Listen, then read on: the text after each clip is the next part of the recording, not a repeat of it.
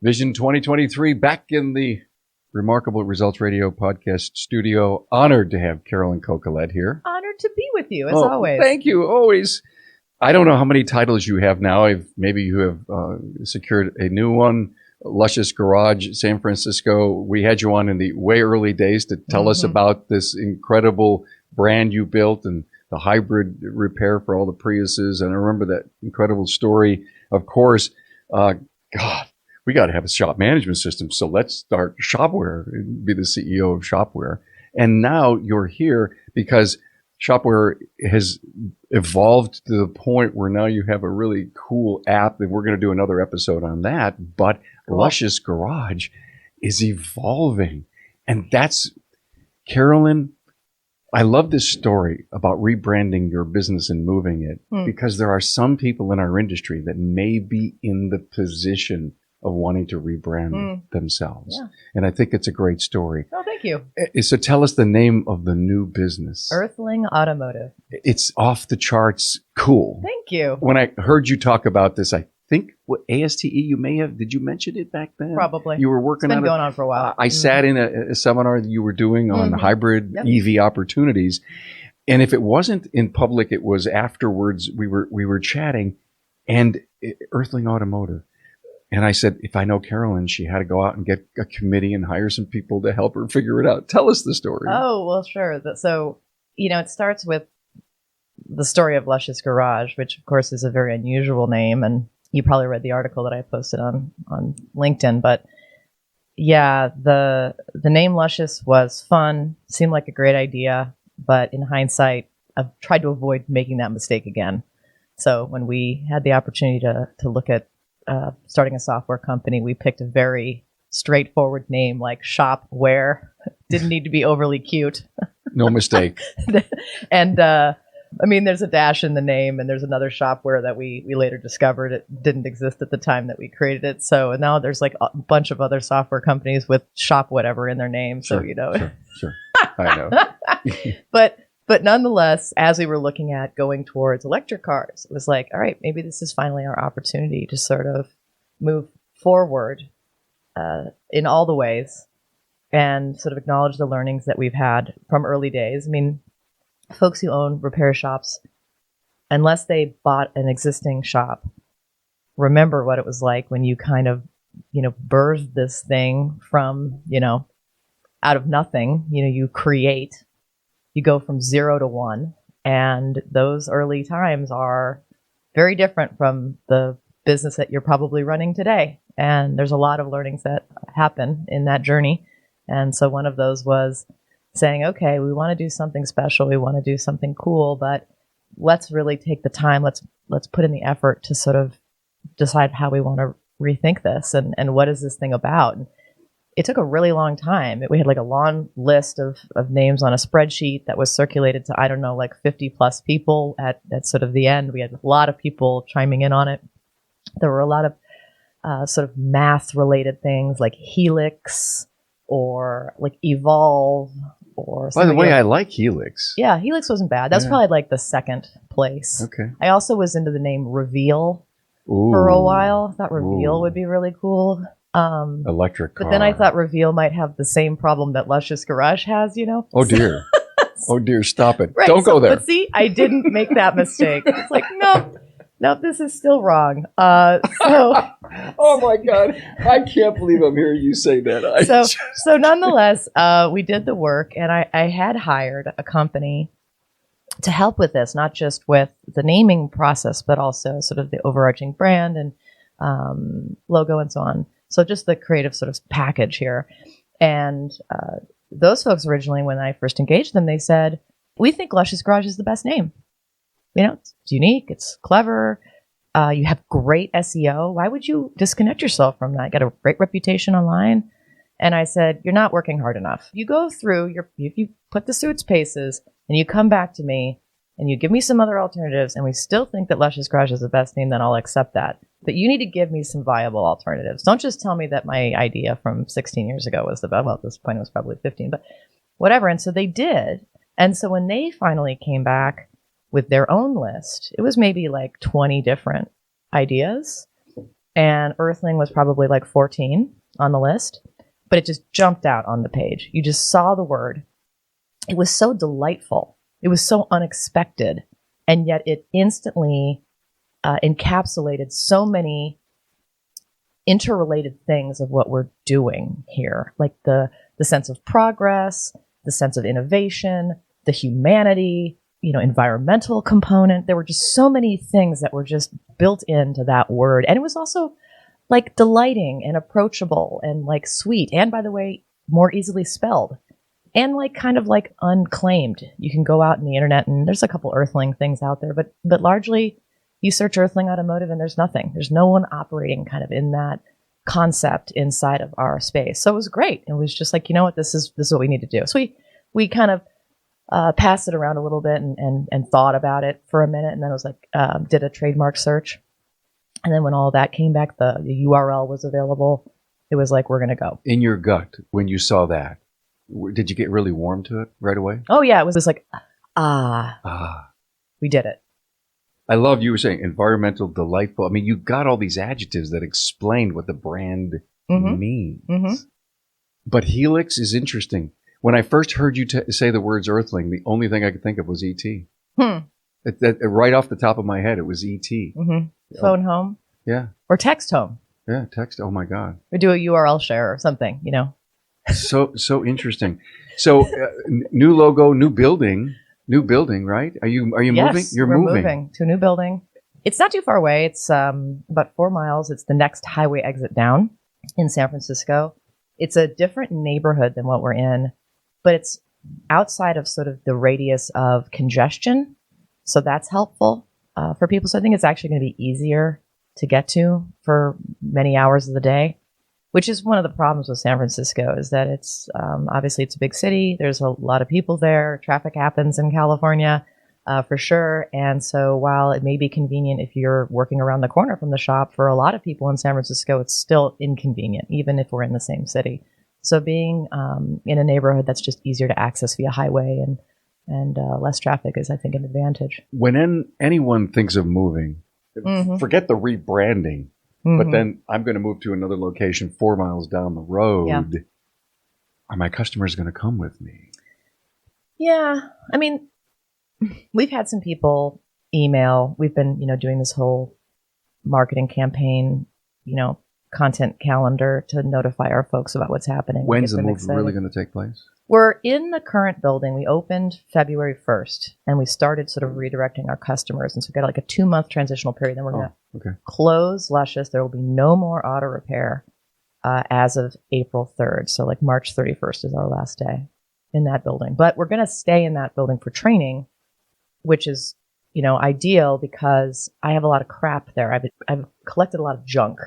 When you own a business for however many years, you collect a lot of stuff, and all that stuff belongs to me, by God. And you don't want to move it. And I don't want to have to move it right now. So that's good. It can just sit there. But I love the training idea. I mean, are you going to open up a training center? Mm-hmm. So we've hired Jack Brosbro, who you may know. He's a well-known hybrid and electric trainer. He more recently was working at Toyota North America at their San Ramon campus, teaching dealership tech. So he kind of went into, the Death Star, he likes to joke. He kind of, left the aftermarket and went to the evil dealer side for 4+ years. And then, he and I have been friends for a really long time. So we've been in touch about this, and he was thinking about what opportunities there may be to kind of take that learning and come back to the aftermarket. And so he's going to lead that side.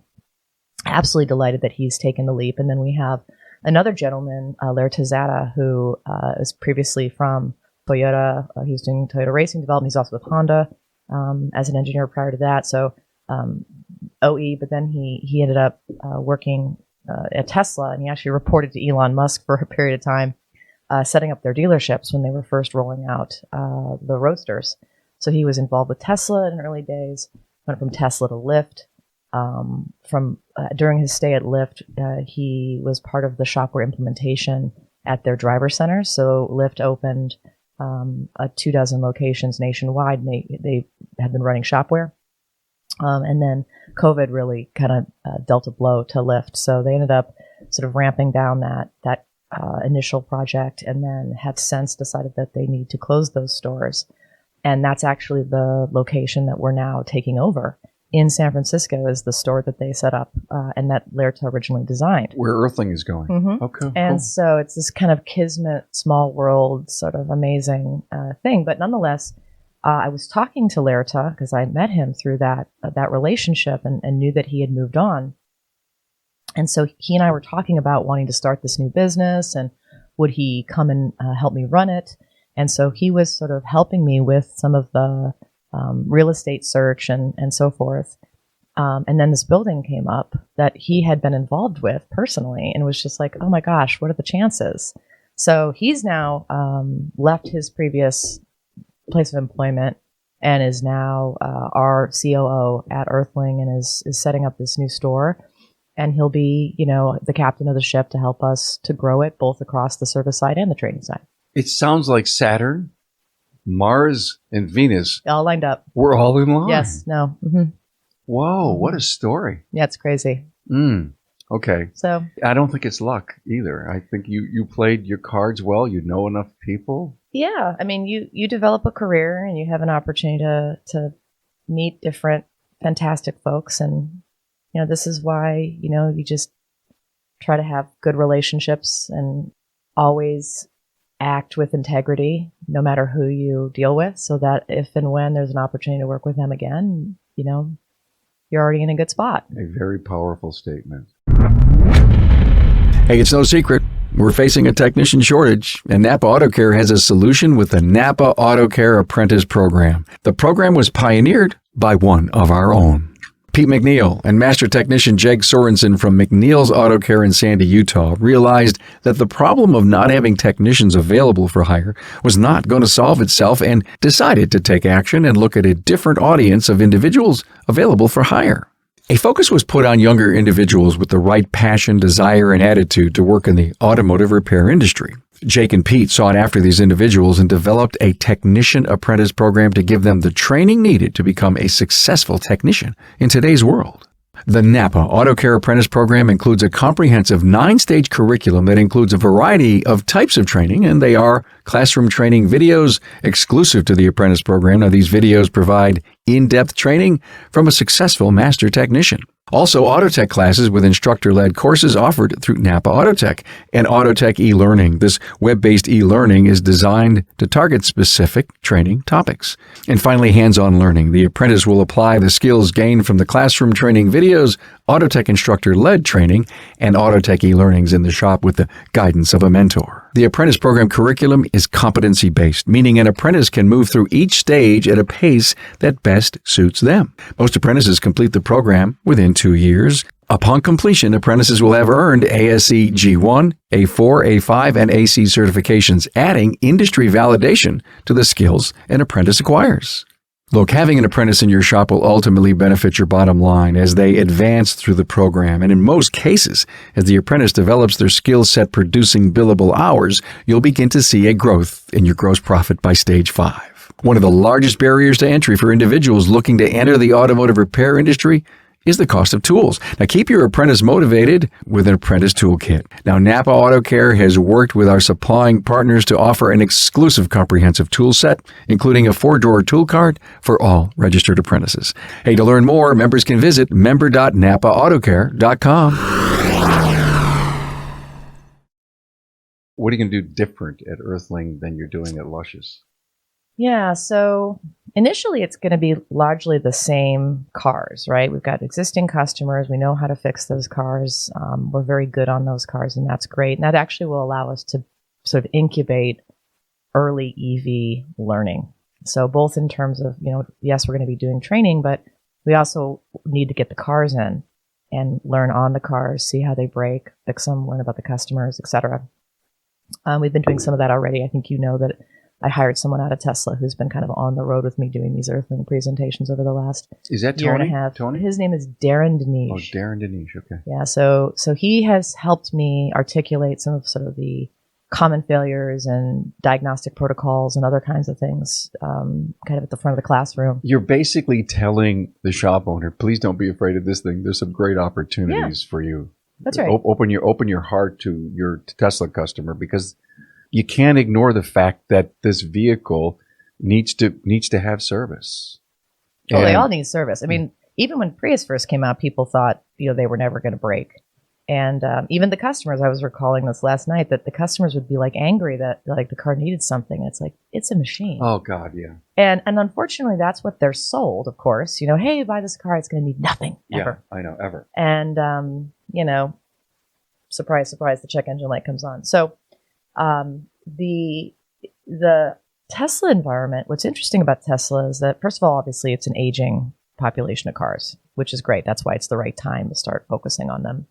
Additionally, Tesla's really struggling to maintain that population of cars within their own infrastructure. And so they've started offering the parts and the service information, the scan tools to the aftermarket, understanding that their customers are really getting frustrated trying to keep their cars on the road. And obviously, one of the things that makes a car attractive to purchase is that it's not painful to own. It's easy to keep in service, right? That's Toyota's playbook. So nonetheless, Tesla has started to cooperate, and also customers are looking for dealership alternatives, right? They need to get their car fixed faster. Yeah. We've been able to attract talent outside of Tesla, right? So Laird has left, Darren has left. Other folks that are kind of inside of our network are interested in what we're going to be doing, and we can recruit talent. So it's kind of like the reverse of what Tesla originally did. Tesla originally dangled these sort of $150,000 salary jobs in front of the best technicians and took them out of a bunch of different shops, dealership and otherwise. And now those folks are kind of saying, this is getting a little boring. It's getting kind of long in the tooth. What's the next big thing? Where do I want to go from here? And we want to be that place. We want to be that thought leader, that exciting sort of innovator that can attract those people to their next job. No doubt Earthling can, and your training center can. And I want our listener to think, well, here I am in Detroit, and I love what Carolyn is saying, but there's no opportunity for me. Sure. The answer is no, that's not true. Well, honestly, like we used to say that there weren't a lot of hybrids in Michigan or Detroit or whatever. I mean, there are. Maybe not as many as the other cars. And so you have to decide what car you're going to work on anyway, right? It's what's appropriate for your business. But honestly, if you look in most markets, there's a lot of Tesla showing up. Yeah. And it's not just Tesla either. You see a ton of the different makes and models, and it's like it's remarkable. It's way more accelerative than hybrids were initially. I mean, we're seeing a real sea change here. And the commitments that the automakers themselves are making. Obviously, we're seeing regulation. We're actually seeing the commitments from the automakers outpacing the regulatory commitments. So it's kind of the market is doing this on its own. We all know it's going to happen. But I don't think it's going to happen in the timeline that the rest of the world is telling us. Yeah. It's interesting looking at the car park versus the vehicles sold. So even though we're starting to approach, I think it's 10%, almost 10%, and it gets up to like 18%. Well, you're out in maybe California, it's probably next, 10. Well, no, U.S. still. Is it? Okay. It's more so, if you look globally, there's greater EV sales, but nonetheless, it's still, a small minority of the total cars sold. And that makes an even smaller impact on the cars on the road, right? But when you look out in 2030, 2035, that's when you start to see kind of the larger components. But nonetheless, when you look at the time between now and, let's say, 2035, the thing that keeps up or is very similar in growth is the hybrid space. So really, you can think of the hybrid and EV work as being very similar. It's just a matter of are you going to diversify to be able to serve, this kind of technology in your business, sort of regardless of what make you're working on. Let's talk about your year as ASCCA president. Oh, sure. Yeah, it's over, right? It's over. You did a great... I'm now the past president. You're the past president. Uh-huh. It's always good to be the past president. Yeah, it's nice. Yeah. Less stress now? Yeah, absolutely. I mean, we have a great current president, Lee Chesnan. He's doing a fabulous job. It's a ton of learnings, a lot of learnings. As someone who is, typically leading a team of people that are working for you, for money, it really challenges your leadership skills to activate and inspire folks that are working as volunteers and understanding those dynamics and collaborating and figuring out what is motivating to folks. What are those incentives? It's interesting. I was learning at Women in Auto Care the difference between how you're internally motivated and how you're externally motivated. And those are two different things. And it's interesting to sort of think about, like, what are you individually passionate about that, like, gives you satisfaction from inside, but also like what validation or other kinds of external factors, might also be playing on you. But largely the people who are involved with ASCCA are very passionate about the association and about California and what it takes to do business in California. And so talking about that and understanding the good work, and honestly, I've got to call out all the amazing corporate partners that we have as well. We get a lot of industry support, which is just tremendous. That people, not only the individual shop owners inside of California recognizing how important the work is, but also the vendor space understanding how important that work is. Absolutely. It's a great organization. I happen to be a member, and I know there's so many damn laws there. I mean, I kind of joke with my friends out there in California. Says, is there a new law today that's going to make it even harder for you to do business tomorrow? Right. It's amazing how that works. And I have a show planned with I think Dave Kusa, I think John Epstein, and I'm trying to remember who my third is. Apologize to you. Just so much going on here that I can't remember all of that. To try to talk about some of these new California laws of recent that I wanted to share with the rest of the country, because sometimes as California goes, so does the rest. So does the rest of the world. So thank you for sharing the great story on Earthling, the rebranding of this, all the great success that you've had, the people you're hiring, the reuse of the building as a hybrid EV training center. Thank you. Wow. Is there anything like that on the West Coast? I mean, there's lots of different folks that are engaged. Skyline Community College is in our area, San Bruno, and they are phenomenal. Yep. And they have different alternative fuels courses and so on and so forth. So, we didn't invent this. We didn't invent the internet. Okay. No. But Jack in particular, he's very much a disciple of the best education, or the best learning is learning how to teach yourself. And that's ultimately what we are. That's what we do. That's what technicians do every single day, is figuring out something they've never seen before, and being able to wield all the various and sundry technical resources to be able to make that happen. And so our goal with the training is, yes, we'll be doing some additional sort of supportive content and so on, but it really is 4 cars, 4 students, 3-day courses, hands-on, demystifying, and also figuring out, or really like tapping into that intellectual muscle that is required to, face a thing that you've never seen before, you haven't figured out before, and being able to do that with the resources that are specific to hybrids and EVs. So, being able to know what to do, and then how to find the answers. So a confidence builder. You're probably going to have, introduction and then different level our courses. So it's earthlingauto.com/training. And our initial curriculum is up there. So there's a electrical 1 and electrical 2, which is, hey, guess what? We're not even talking about hybrids and EVs. We're talking about electricity, which is what a lot of technicians need, either a refresher on or honestly never really got. So that's sort of core. And we do have assessments that students can take to know where they are in that journey, to know which course they should start with. Even better. And then there is hybrid and electric 1 and 2, which are kind of like not necessarily EV specific, but sort of understanding that those principles that you're learning on the hybrid are also sort of those high voltage components that are relevant to EVs. And then finally, Tesla 1. So there's 5 courses currently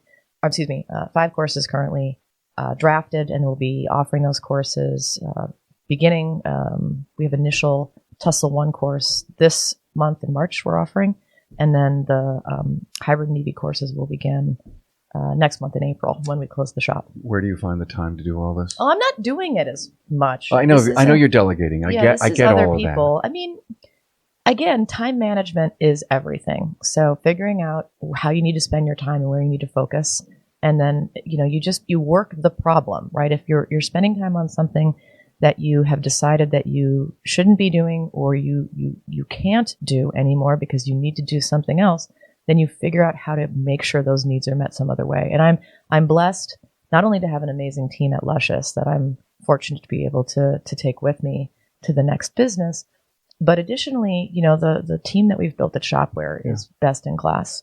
And so those folks are making it possible for me to be able to continue to innovate in my own repair shop. But it's still very much, the repair business is still a part-time.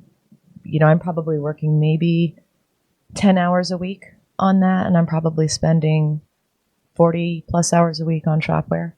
So it's still definitely my focus, and I want to make sure that all the folks that are depending on Shop-Ware know that it's still very much a center of my focus. You just told them.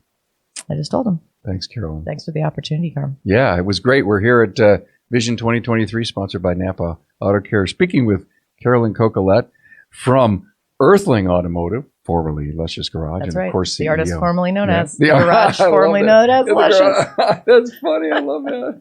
And of But course, hopefully that'll stop being said, and we'll just forget all about it, and we'll just remember Earth. I will never be able to take that out of my memory. And CEO of Shop-Ware, thanks for being here. Thank you for having.